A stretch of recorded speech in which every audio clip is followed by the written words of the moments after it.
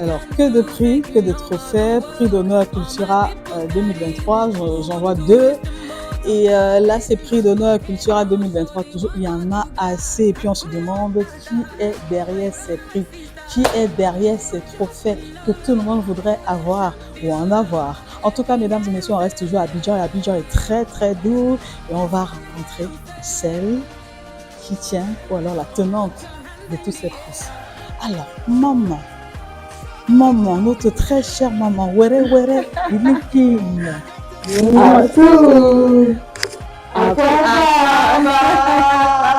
Aquaba, maman. Bienvenue à Abidjan, bienvenue au village Kiyimbok.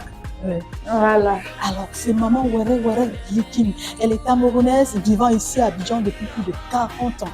Alors, maman Were, qui êtes-vous vraiment? Parce qu'on a entendu parler de vous au Cameroun. Le monde entier connaît ce nom, mais on se dit, qui est véritablement cette femme? Je suis une artiste pluridisciplinaire. Puis bon, je suis une mère et grand-mère, arrière-grand-mère.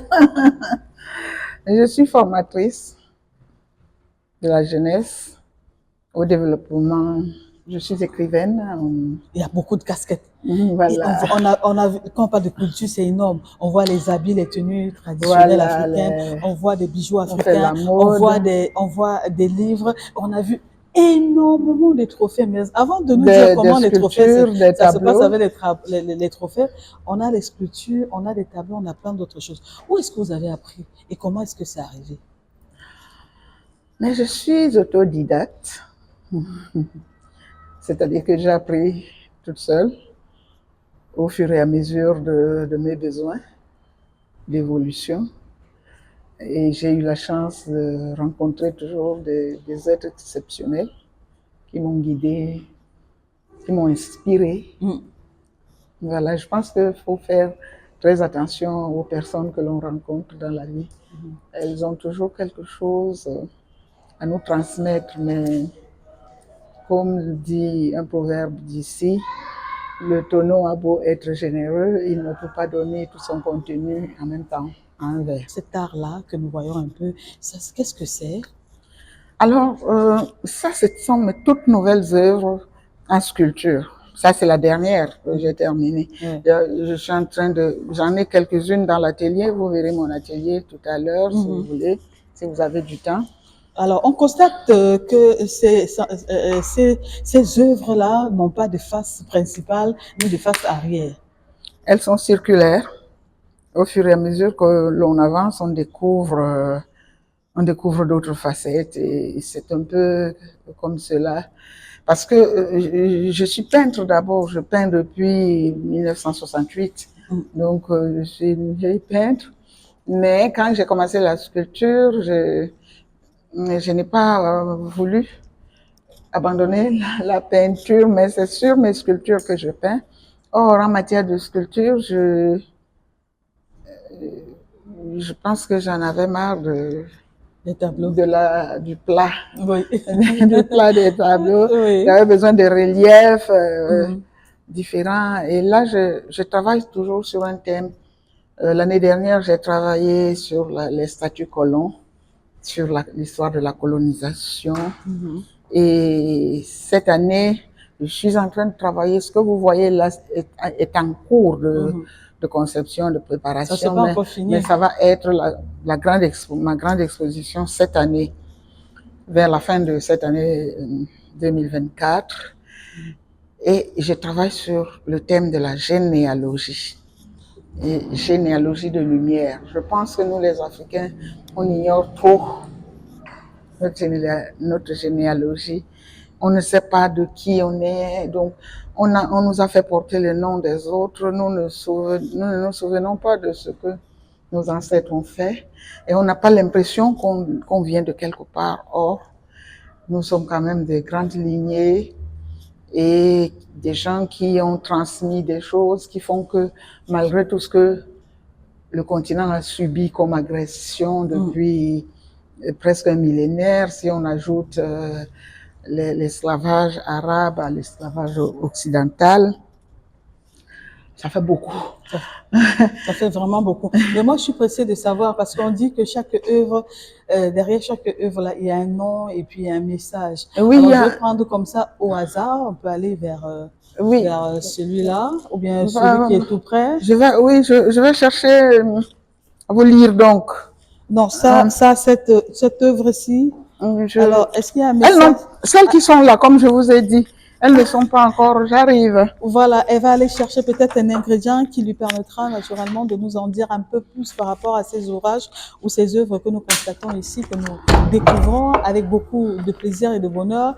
Et c'est vraiment extraordinaire de savoir que derrière tout ça, il y a une dame extraordinaire qui, depuis 40 ans, est basée ici en Côte d'Ivoire et plus précisément à Abidjan. Alors, vous avez besoin de ce document, vous l'avez retrouvé? Voilà, que je peux vous lire. Vous voyez celle qui est là. Oui, d'accord. On va essayer de... Voilà, vous voyez, celle-là, elle s'intitule Nourrice de lumière. Ah, nourrice de lumière. Voilà. C'est ce que c'est qu'une nourrice, déjà? Voilà. Alors, voici son poème. Je te parle de généalogie. Je te parle de ce qui survit, ce qui s'arrime à l'ascendance et qui acte la descendance. Quand je te parle de généalogie, je te parle de ce qui surgit de l'invisible ADN et y est inscrit. Je te parle de l'éternité de la vie. La vie sans cesse remodulée par nos actes, qui certes y laissent toujours leur impact, sans pour autant inverser la loi des cycles. Chaud, froid, bruit, silence, palpable, impalpable, sommeil et abysse qui garantissent l'éternelle dualité. Microcosme, macrocosme, égoïsme, générosité, lumière, ombre, inertie, mouvement, création, destruction, de père et de mère en fils et filles, de génération en génération. Quand je te parle de généalogie, je te parle de l'expérience de ma vie, de ce que j'ai reçu et que j'ai transmis. Moi, je suis d'une généalogie de créateurs et j'ai choisi de créer le bonheur car j'ai été à un sein de lumière. Voilà. Bravo, très beau message, très beau poème. Et puis on voit très bien que ça correspond avec cette œuvre-là que nous avons devant. Et on sait qu'il y a des gens qui vont nous regarder depuis le Cameroun, depuis certains pays africains, les enfants surtout. C'est pas le Ndjoundjou, hein. Parce qu'on a appris à dire aux gens, quand on voit des sculptures comme ça, on se dit c'est le Ndjoundjou. Et après, il y en a qui fuient même. Non, c'est pas le Ndjoundjou. Et il y en a qui pensent aussi qu'il y a des esprits, vous voyez ce que je veux dire? Oui, mais derrière ou alors avec oui, mais avec ces ma fille, c'est que quand on nous le dit et que ça nous fait mal, c'est parce que on nous a fait oublier que nous sommes avant tout des esprits. Un être humain, c'est d'abord l'esprit et qui habite dans un corps. Et donc, quand on dit esprit, ça devrait nous paraître naturel. Ah oui, moi, je suis un esprit. Voilà. Et la coiffure que vous avez là également, comment est-ce que c'est arrivé, cette coiffure-là? Pourquoi le choix de cette coiffure? À 30 ans, j'avais vraiment beaucoup trop de choses à faire. D'abord, il a fallu, vous savez, que quand vous n'avez fait que l'école primaire et en si peu de temps, il faut voir. Aujourd'hui, je suis enseignée dans plus d'une centaine d'universités à travers le monde. Et moi-même, j'y enseigne, on m'appelle pour donner des cours à telle université, à telle autre, etc. Il a fallu donc travailler, étudier seul, chercher. J'ai rencontré beaucoup de gens, j'ai voyagé à travers l'Afrique, j'ai fait presque toute l'Afrique de l'Ouest, une partie de l'Afrique australe, un peu de l'Afrique de l'Est, un peu de l'Afrique du Nord pour aboutir à faire la synthèse de ce que mes grands-parents m'ont enseigné parce que je me suis rendu compte que l'école occidentale ne nous forme pas pour être des créateurs. On nous forme pour être des consommateurs. Alors, on va aller regarder les ouvrages, les livres. Après ça, on parlera des trophées que nous avons retrouvées là-bas de l'autre côté. Donc ça, ce sont vos œuvres, ce sont les Oui, livres. alors, On a là le Testament de Mima. de Mima, c'est mon dernier roman paru. Voilà. Et pourquoi C'est c'est ça. emballé comme ça? C'est pour offrir? Il y avait une exposition là, pendant les fêtes, donc les gens offrent des livres et tout ça, donc À lire. c'est pour ça que c'est Et là. celui-ci coûtait combien? 10 000. 10 000 francs, c'est très beau. Alors, le Testament de Mima. Mima, c'est qui?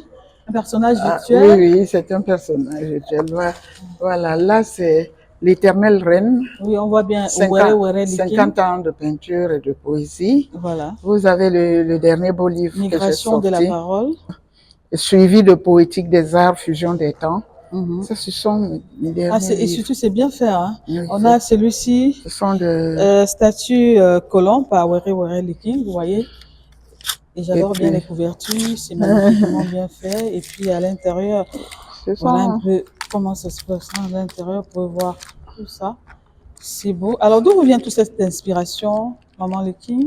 des livres comme celui-là et Marionnette du Mali. Ce sont des livres que j'ai Alors, le sortis. Mali aussi, marionnette de Mali, c'est ça. Ce Pour les sont Maliens, pour les Africains, pour les Européens, pour tout le monde. Voilà. Des marionnettes du Mali qui ont beaucoup marqué mon théâtre parce que vous savez que j'ai fait beaucoup de pièces de théâtre, des sortes d'opéras que j'ai tourné dans le monde. Et c'est au Mali que j'ai rencontré ces marionnettes qui m'ont passionné et que j'ai utilisées. Et donc, j'écris de la poésie, des pièces de théâtre, des romans, des essais, des livres d'art. Les cités fantastiques de Were Liking. Oui, oui. Alors, il y a des contes aussi. On a l'impression, quand on regarde la couverture, que ce sont des contes, des peintures, des chants, des poèmes. Oui, c'est ça. Voilà. Mais la plupart de mes dernières publications sont vraiment des beaux livres et où on voit et mes tableaux et mes marionnettes et c'est une histoire d'amour hein, entre vous et ces tableaux et ces marionnettes depuis beaucoup d'années. Voilà. Alors les trophées, on les a vus. On vous dit bravo, félicitations, Maman Liking. On n'a pas beaucoup de temps à vous consacrer, mais on dit simplement qu'on a pris du plaisir à échanger avec vous. On a été content de venir vous rendre cette petite visite. Merci. Et voilà. Mais vous n'avez pas vu le théâtre. On ira là-bas, mais on s'arrête ici avec cette petite causerie. Mesdames et messieurs, merci de nous avoir suivis. Ici, c'est Abidjan. On est là pour rencontrer les icônes d'Abidjan, d'ici et d'ailleurs. Alors, pour Abidjan, nous sommes Cédric Tuna et Esther Maël. À très bientôt sur Equinox Télévision.